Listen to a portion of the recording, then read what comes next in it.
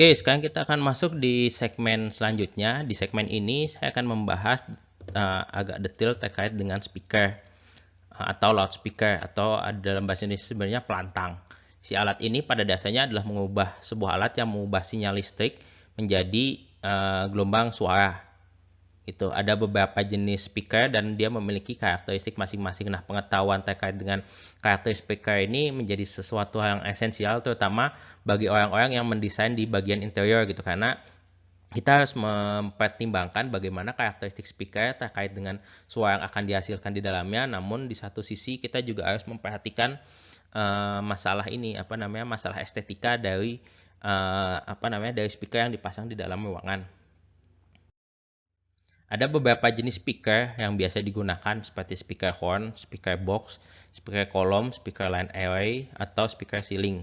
Ini adalah jenis-jenis speaker yang biasa digunakan dan saya akan coba menjelaskan cukup detail karakteristiknya satu per satu dan bagaimana dia digunakan.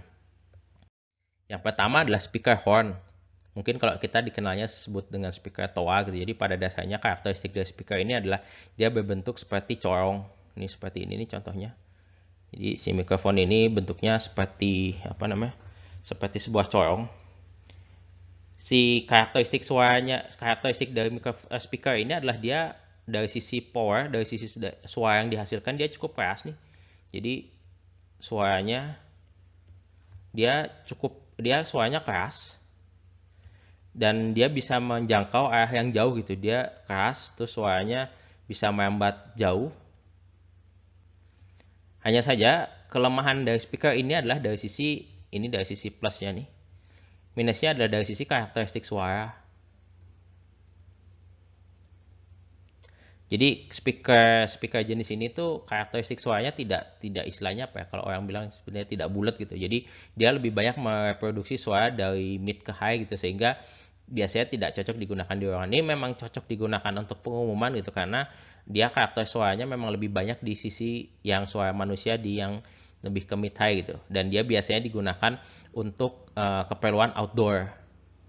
Kenapa digunakan keperluan outdoor seperti dilihat di sini gitu, dia komponen listriknya biasanya terlindung di dalam casing gitu, dan dia cukup tahan dipasang di luar. Jadi biasanya ini ditemukan pada misalnya di menara masjid atau tempat-tempat di mana membutuhkan pengumuman di outdoor. Jarang sekali, bahkan mungkin tidak ada penggunaan speaker jenis ini yang dipasang di dalam ruangan. Nah, untuk speaker yang di dalam ruangan yang biasanya umum digunakan adalah speaker yang jenisnya box atau kotak gitu. Ada yang tipenya two-way itu jadi pada dasarnya dia punya dua driver nih, ada satu, ada dua. Ini bisa menghasilkan dia menghasilkan suara mid, yang di ini menghasilkan suara high. Tuh ada juga yang three-way ini berarti dia dibagi tiga nih, ada 3 speaker di sini. Yang kecil menghasilkan suara high, yang ini mid high, yang ini mid gitu. Atau ada juga yang ininya tengahnya mid, ininya mid low gitu. Pada dasarnya dia dibagi menjadi 3 speaker. Nah, dari sisi karakteristik suara, si suara ini positifnya adalah si suaranya sebenarnya warna suaranya cukup bagus gitu. Jadi karakteristik suaranya si komponen frekuensinya cukup lengkap gitu. Jadi suaranya terdengar lebih bagus. Apalagi dibandingkan dengan yang horn tadi gitu. Nah, dari sisi dispersi suaranya, si speaker ini tuh memiliki karakteristik dispersi yang cukup lebar gitu. Jadi kalau misalnya kita melihat dari misalnya speaker ini dari arah atas, dia cukup lebar, menghasilkan suaranya cukup lebar.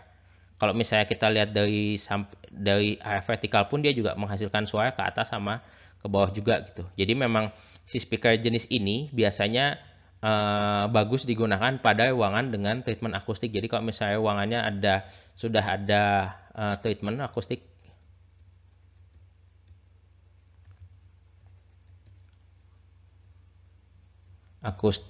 dalam kata lain kalau saya bilang si ruangan ini sudah dipasang penyerap, Nah, speaker jenis ini cocok digunakan gitu karena pada dasarnya kita ingin mengendalikan pantulan-pantulan di dalam apa namanya? Kita ingin mengendalikan kondisi ruangan supaya pantulannya tidak terlalu banyak. Nah, jenis speaker ini kalau misalnya digunakan pada ruangan yang apa namanya? Sudah dipasang penyerap di dalamnya, maka suara yang muncul di arah samping itu akan diserap oleh ruangan gitu sehingga suaranya akan terdengar jelas juga gitu. Dan kalau misalnya ruangan ini dipasang di apa speaker ini dipasang di ruangan yang cukup apa namanya dengungnya tinggi gitu, misalnya ruangan yang tidak dipasang penyerap sama sekali, dia biasanya kejelasan suaranya akan turun gitu karena dia menghasilkan suara ke arah samping yang arahnya akan ke arah apa namanya ke arah dinding atau ceiling yang tidak ditreatment tadi. Jadi kalau misalnya kita punya ruangan, nih, kita pasang si speakernya ini di sini gitu. Nah, dia suaranya karena cukup lebar, dia akan punya suara yang memantul ke arah ceiling. Dia punya suara yang ke bawah gitu. Kalau misalnya dia pasang dekat dinding, apa namanya, dia juga ada yang ke arah dindingnya. Jadi memang kita susah mengendalikan suara pantulan dengan pada speaker ini di ruangan yang sifatnya banyak pantulannya. Speaker jenis lain adalah speaker kolom gitu. Jadi speaker kolom ini memiliki karakteristik dia adalah speaker yang dijejerkan agak banyak gitu dan dia biasanya cukup langsing.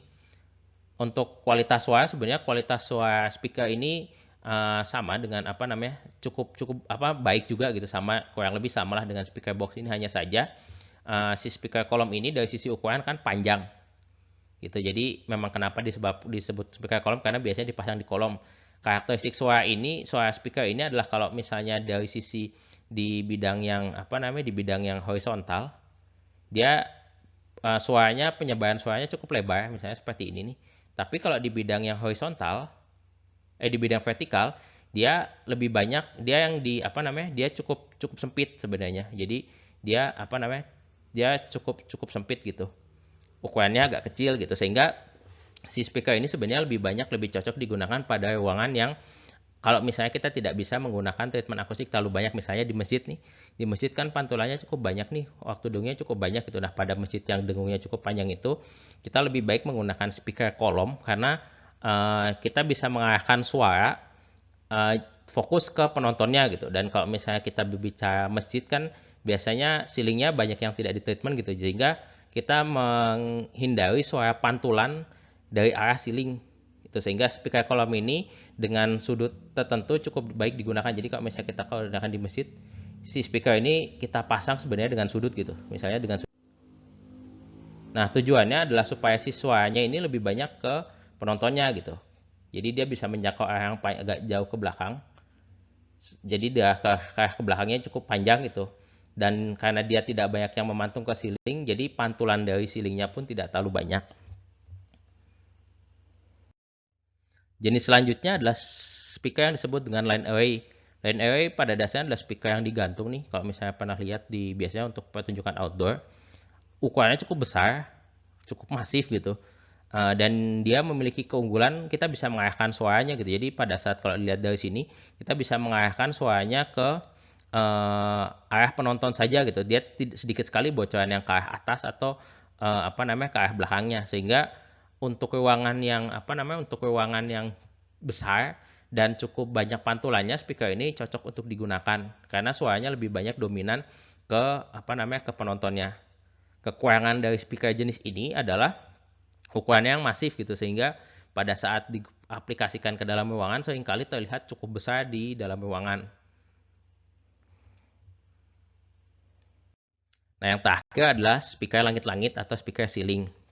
Speaker ceiling ini biasanya digunakan untuk public address dan biasa digunakan pada ruangan yang ceilingnya tidak terlalu tinggi gitu. Jadi karakteristik dari speaker ini adalah dia dayanya tidak terlalu besar dan biasanya dipasang pada apa namanya pada ruangan yang ceilingnya tidak terlalu tinggi. Kita tidak bisa menggunakan speaker ini pada ruangan dengan ceiling yang apa namanya terlalu tinggi.